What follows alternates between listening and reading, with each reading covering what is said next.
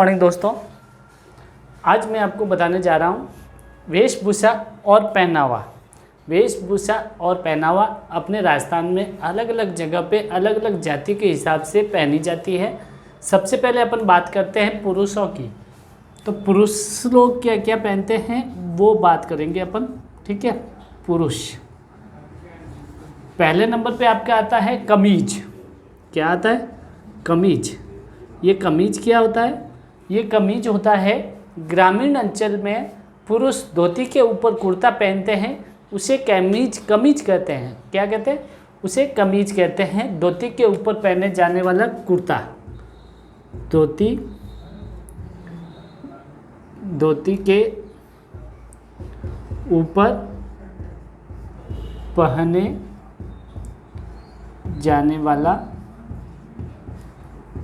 कुर्ता, ठीक है, इसे कमीज कहते हैं। फिर इसके बाद में आती है एक पगड़ी। क्या आता है? पगड़ी।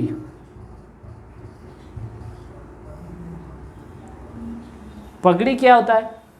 पगड़ी होता है सिर को ढकने के काम में आती है। पगड़ी या उसे सिर पाग भी बोलते हैं, सापा भी बोलते हैं, पोहतिया भी बोलते हैं, जो आन बान शान का समझा जाता है। आन बान और शान उसे समझा जाता है सिर को ढकने के लिए, सिर को ढकने के लिए, ठीक है। आन बान शान का प्रतीक है साफा, है ना। अब मैं बात साफे की आ गई है, पगड़ी की आ गई है, तो मैं आपको कहाँ के फेमस हैं जो मैं आपको प्रसिद्ध है वो बता देता हूँ। प्रसिद्ध, ठीक है। एक तो आपका आता है पगड़ी। पगड़ी की बात की जाए राजस्थान में तो पगड़ी कहाँ की प्रसिद्ध है? पगड़ी प्रसिद्ध है आपके उदयपुर की। कहाँ की? उदयपुर। उदयपुर में इसे पाग भी बोलते हैं, पाग, ठीक है। फिर इसके बाद में अगर बात की जाए साफा, तो साफा कहाँ का प्रसिद्ध है? साफा है आपका प्रसिद्ध जोधपुर का। जोधपुर का साफा प्रसिद्ध है, ठीक है। साफा मतलब किस किस ऊपर अवसर पर पहने जाते हैं, कैसे कैसे अवसर पर, है ना। तो अवसर पर पहने जाने वाले साफे, अवसर पर पहने जाने वाले साफे।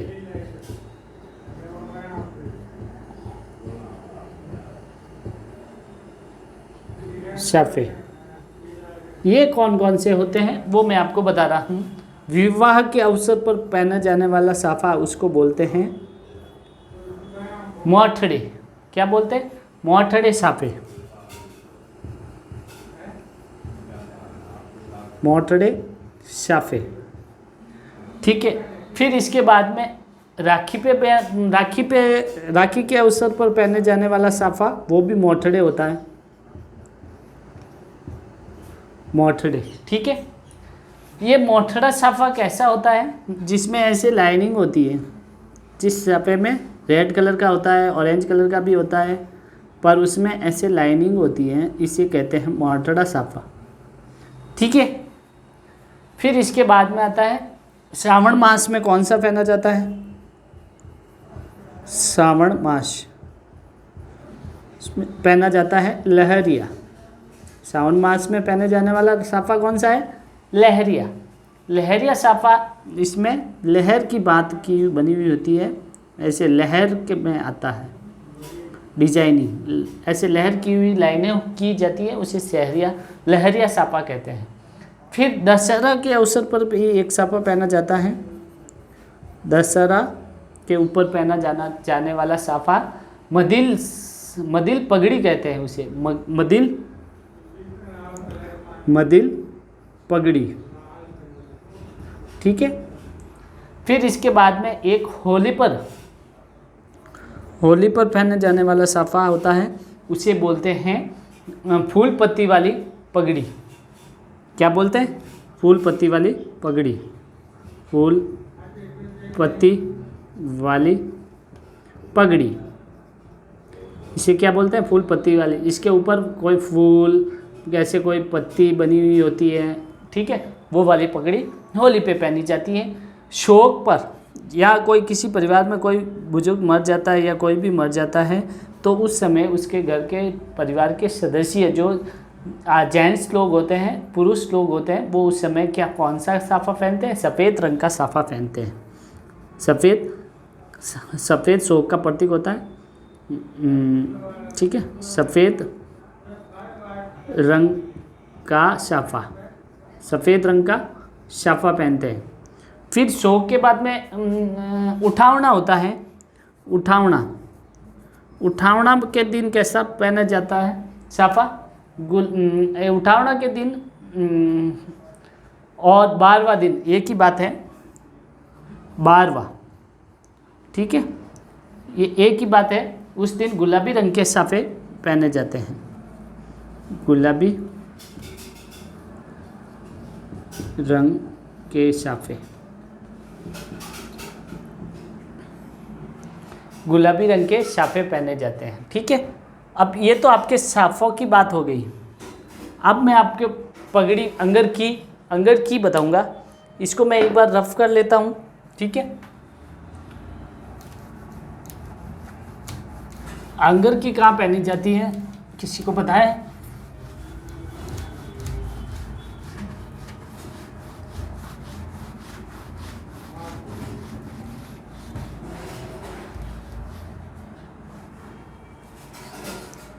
अंगर की पहनी जाती है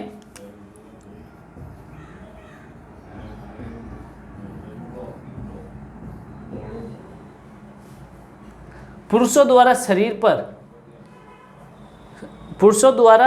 पर आरी हिस्से में यानी ऊपर के हिस्से में जो धारण की जाती है बिना कॉलर की होती है, ठीक है, और बिना कॉलर और बटन की होती है। बाहें पूरी होती है, बिना कॉलर और बटन, बाहें पूरी होती है, बाहें पूरी होती है, ठीक है, यानी फुल,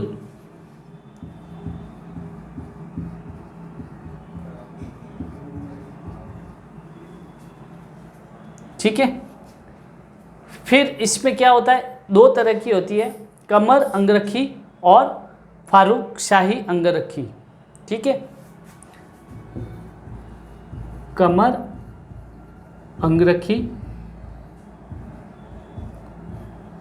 फारूक शाही अंगरखी, ये 2 प्रकार की अंगरखियाँ होती हैं। जो कमर अंगरखी होती है वो कमर तक होती है, कमर तक, और फारूक शाही अंगरखी होती है जो घुटनों तक लंबी होती है, घुटनों तक लंबी, ठीक है, ये घुटनों तक लंबी होती है। फिर इसमें क्या होता है, ये देखिए, मतलब मैं इसके सिंपल सी अंगरखी की बात कर रहा हूँ। ये ऐसे इस प्रकार से होती है,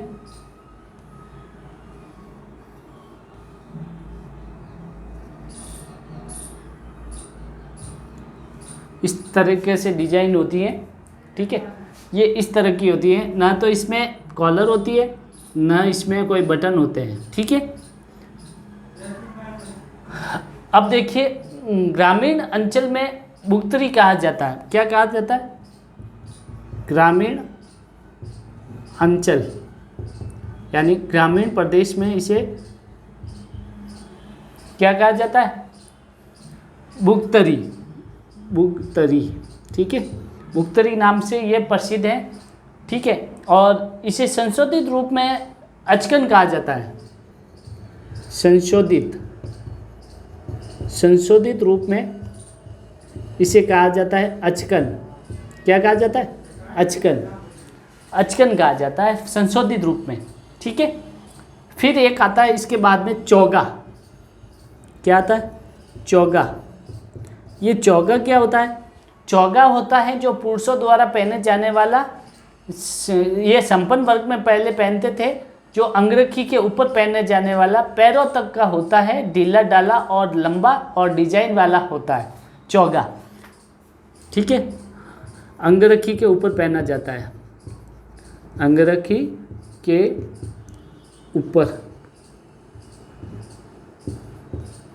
पहना जाता है।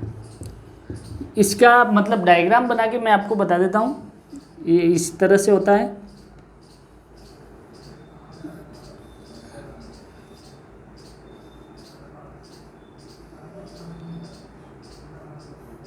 ठीक है, ये इस तरह से होता है और फिर इसमें ऐसे लेस के टाइप होता है।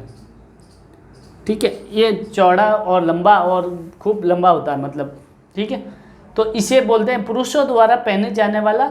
ये संपन्न वर्ग के लोग पहले पहनते थे, अब तो शादी विवाह में सभी बोल से पहनते हैं। संपन्न वर्ग के लोग पहले पहने जाते थे, अभी तो शादी विवाह में सभी वर्गों के लोग इसे पहनते हैं। पुरुषों द्वारा पहने जाने वाला, अंगरखी के ऊपर पहने जाने वाला, पैरों तक का होता है, ढीला डाला, लंबा और डिजाइनिंग वाला होता है ये। ठीक है, फिर इसके बाद में एक आता है जामा। क्या आता है? जामा। जामा आता है जो जामा, वो क्या होता है? फ्रॉक की तरह होता है, कोटनुमा। फ्रॉक, कोटनुमा। ठीक है, पहला मैंने अंगरखी करवाया था, पहला मैंने कमीज करवाया था, दूसरा पगड़ी करवाया था, और तीसरा अंगरखी, और चौथा चोगा, और पांचवा जामा। ठीक है, क्रम संख्या चेंज होगी, कोई बात नहीं। लंबे स्कर्ट जैसा। ठीक है, कोटनुमा है, फ्रॉक कोटनुमा और लंबे स्कर्ट जैसा, लंबे स्कर्ट जैसा, लंबे स्कर्ट जैसा है ये। ठीक है, ये कैसे होता है? ये इसका डायग्राम होता है कुछ ऐसा।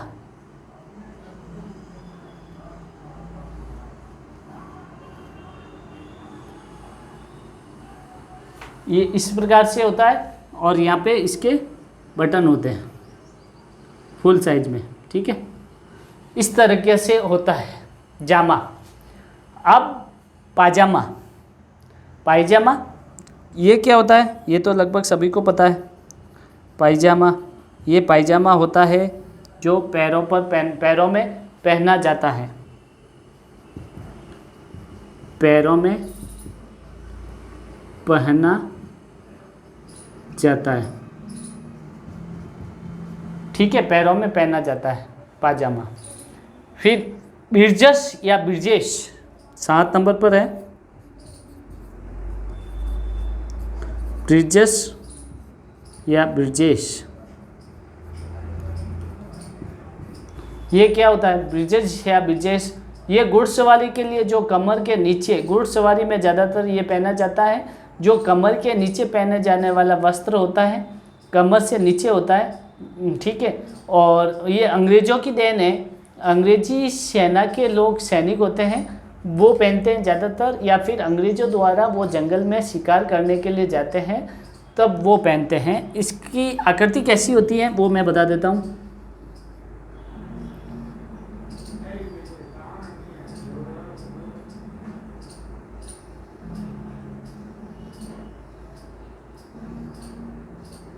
ये इस तरीके से नीचे से फिटिंग होता है और ऊपर से ढीला होता है। ठीक है, और घुटने से नीचे ये घुटने तक होते हैं, घुटने तक ढीला होता है और उसके नीचे फिर टाइट हो जाता है, फिटिंग है ना। ये इसकी आकृति है। ठीक है, फिर आपको बताते हैं, मैं इसको एक बार रफ कर लेता हूँ।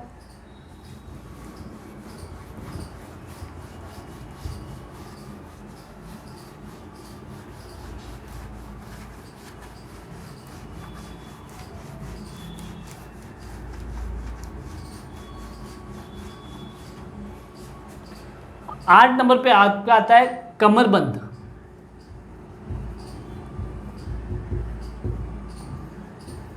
या फिर पटका। ये क्या होता है भाई?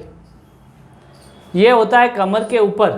प्राचीन समय में राजा महाराजा या फिर सैनिक युद्ध के समय निकले तो तलवार या कटार बांधने डालने के लिए कपड़े से बांधा जाता था, वो अभी विवाह के समय भी पहनते हैं, उसे बोलते हैं।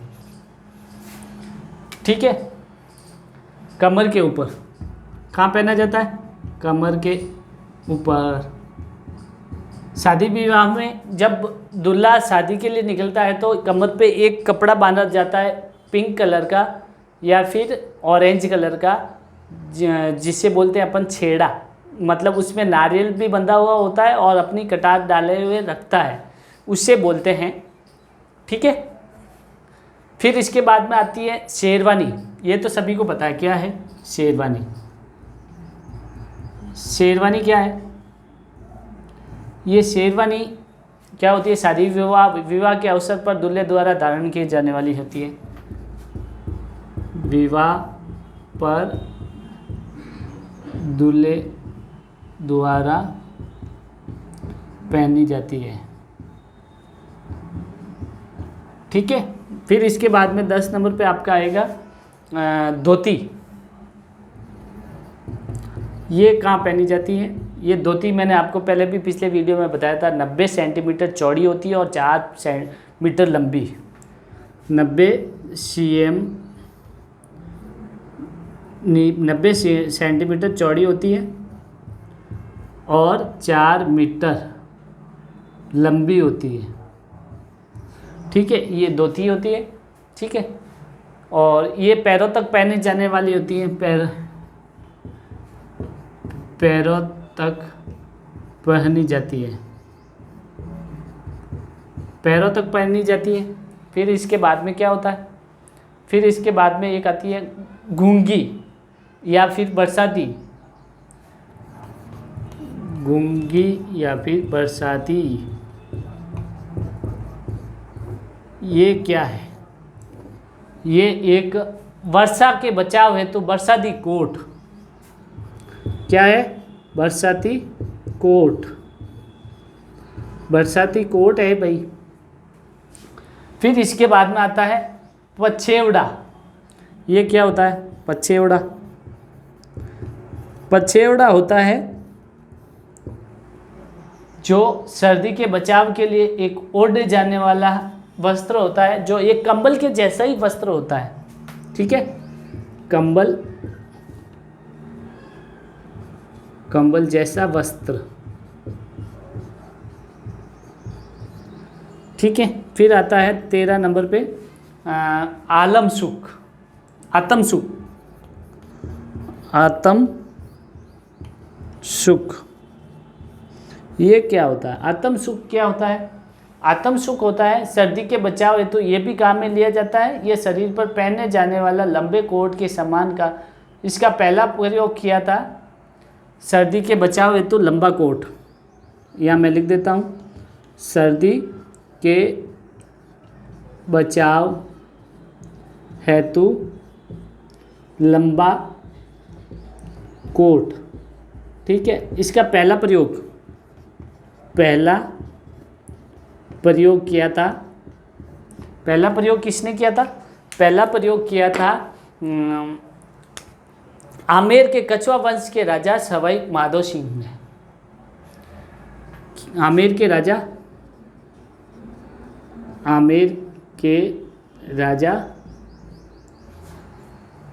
कछवा वंश के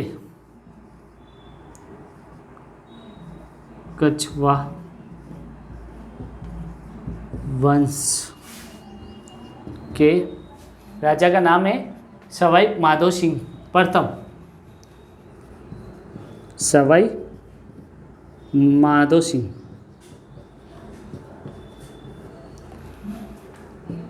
प्रथम।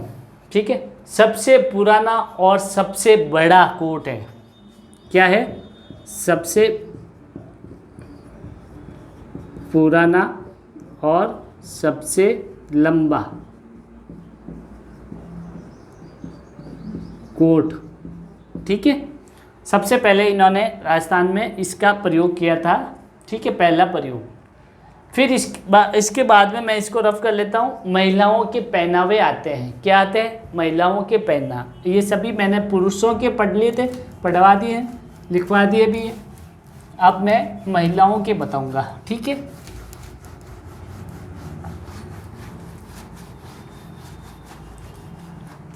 ये आपका पार्ट फर्स्ट है, ध्यान रखिएगा, है ना, पार्ट फर्स्ट।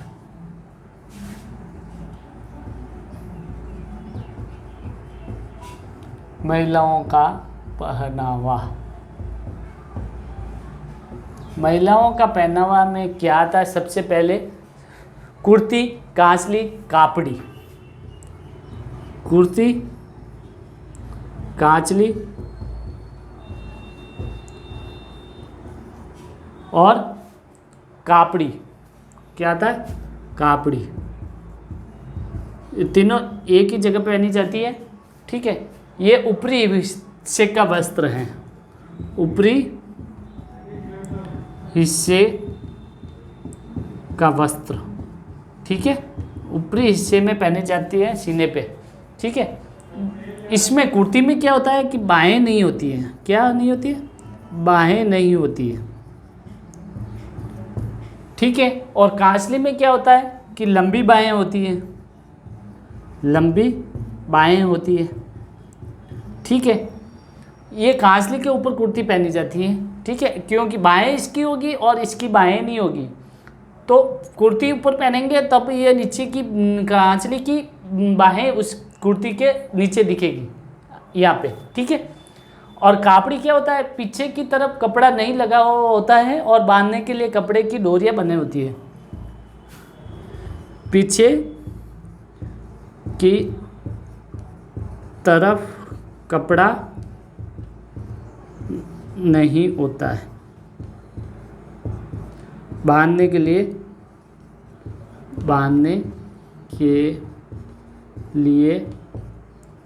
कपड़े की डोरियां होती है, ठीक है। पीछे कोई कपड़ा नहीं होता है, बैक साइड में पीठ पे, वो बांधने के लिए कपड़े की ही डोरियां बनाई जाती हैं, ठीक है। शरीर के कमर के नीचे पहनने वाले वस्त्र मैं बताऊंगा इसके बाद। कमर के नीचे पहनने वाले वस्त्र, ठीक है। ये देखिएगा, ओढ़नी और लुंगड़ी। ओढ़नी और लुंगड़ी। पहले तो घाघरा, लहंगा और सलवार। घाघरा ये सब आपको पता ही है, लहंगा और एक है सलवार, इनके बारे में तो आप जानते ही हो, ठीक है। फिर है पेशवाज। ये क्या होता है? पेशवाज क्या होता है?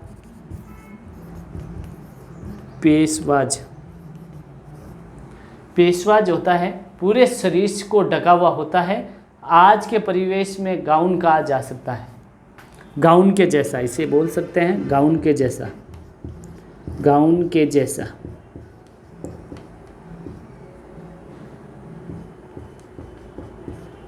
किसके जैसा? गाउन के जैसा, ठीक है। पूरे परिवेश को ढका हुआ होता है। फिर सिर पे ओढ़ने के वस्त्र। सिर पे ओढ़ने के वस्त्र, सिर पर ओढ़ने के वस्त्र ये कौन कौन से होते हैं? ओढ़नी, लुंगड़ी। ओढ़नी, लुंगड़ी और क्या होता है? ये सिर पे धारण होता है, सिर पर धारण। फिर क्या होता है? 5 नंबर पे इसके बाद में पीला पोमचा। क्या होता है? पीला पोमचा। ये भी ओढ़नी ही होती है, लेकिन इसको नाम दे दिया गया पीला पोमचा। जो पुत्र प्राप्ति, जब पुत्र को जन्म देती है कोई माता, जब ये पहनती है, पुत्र प्राप्ति पर, ठीक है। फिर आता है एक गुलाबी पोमचा। ये कब पहना जाता है? ये पहना जाता है जब पुत्री की प्राप्ति होती है, जब पहना जाता है पुत्री प्राप्ति पर, ठीक है। फिर इसके बाद में एक आता है चीड़ का पोमचा। चीड़ का पोमचा क्या कहलाता है? ये क्या होता है? चीड़ का पोमचा। चीड़ का पोमचा होता है हाड़ौती क्षेत्र की महिलाओं द्वारा कोटा और बूंदी 12 झालावाड़। कहाँ पहना जाता है ये? कोटा, बूंदी, 12 और झालावाड़। कोटा, बूंदी, 12 और झालावाड़ में। इसके ऊपर पावली के मांडने बने हुए होते हैं और छापे जाते हैं। पावली बात की ओढ़नी भी कहते हैं इसे। क्या बोलते हैं? पावली बात की ओढ़नी। पावली बात की ओढ़नी। पावली बात की ओढ़नी क्या बोलते हैं? इसके ऊपर ऐसे पावलियों पे छपाई, पावलियाँ जैसी ऐसी छपाई की जाती है, इसे बोलते हैं पावली बात ओढ़नी, ठीक है। आज के वीडियो में इतना ही दोस्तों। कल पार्ट सेकंड में बाकी के नेक्स्ट आपको मैं करवाऊंगा। आदिवासियों के पहनावे